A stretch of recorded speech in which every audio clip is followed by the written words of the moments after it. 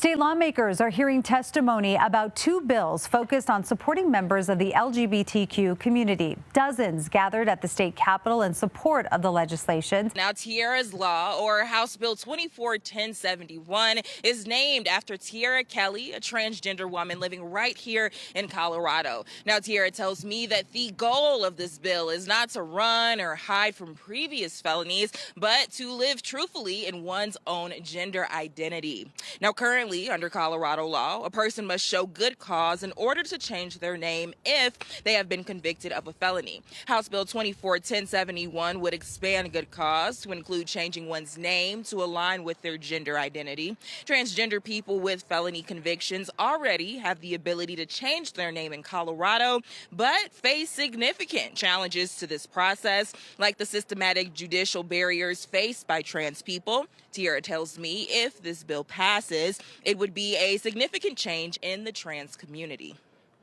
Oftentimes when you have to deal with your dead name or the name that you were born with when you are a transgender person, there's a lot of visibility that happens that's unwanted visibility. So I believe that with this bill being passed, that will become wanted visibility. It'll give courage and encouragement to even like the younger youth that are coming up to know that, first of all, Colorado supports you, and that people understand and get that we are humans. Lawmakers also plan to review that is House Bill 24-1039, which would require educators statewide to call students by their preferred names upon request. I have many issues with this bill. I'll try to address the easy ones first. Since this is already law, as was just explained, I am confused as to why we're rerunning law that's already law, except for the fact that it will make something potentially possible here, which I think is necessary to address, and that is, does the criminal record of the individual follow the individual?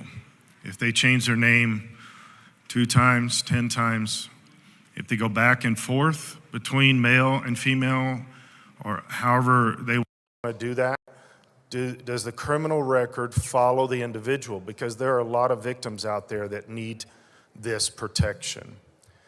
There are neighborhoods that need this protection. These are felons. They're not people that have speeding tickets. And we need to make sure that their criminal record can be seen specifically if it involves some type of sexual crime. We have databases for that, and if they can change their name and continue to change their name, because there's no provision that says they're doing this once, and there's no provision that says they're doing this from one sex to the other sex. So does their criminal record follow them? And what does that look like when it comes to any kind of databases?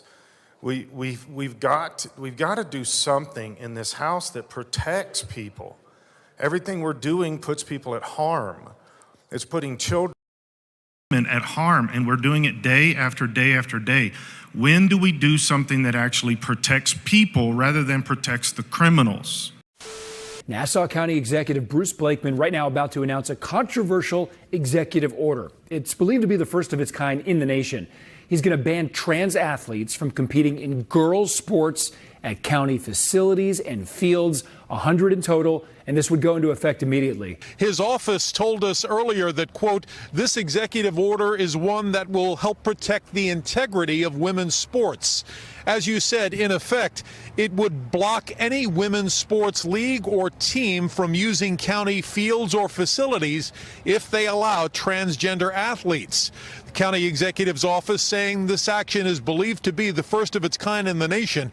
It comes at a time when Nassau County typically negotiates the use of its roughly 100 fields and facilities with a variety of sports leagues. This is not precluding anybody from participating in sports. What it is, it's identifying that there are women and girls who spend a tremendous amount of time and effort to excel and compete in their sports, it is an unfair advantage. With about 100 ball fields and other athletic facilities in the county, school teams and leagues that do not comply with the ban will not be able to use the space. In order to obtain a permit to play on the field, the teams will have to say whether their team is all male, female, or co-ed. It's just science, and it's common sense and obvious that a biological male typically, not in all cases, but typically is larger, faster, and stronger than a female participant. I'm the mother of 3 girls, and I just want to know that they're safe and that their rights are being upheld. I would rather not have to worry if somebody's going to spike the ball at me 10 times harder than a girl can.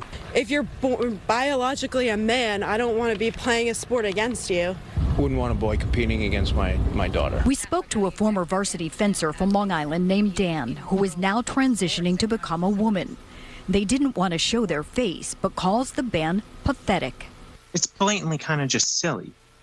I think it's a really uninformed decision. Dan says part of transitioning requires testosterone blockers, making it an even playing field. Sure.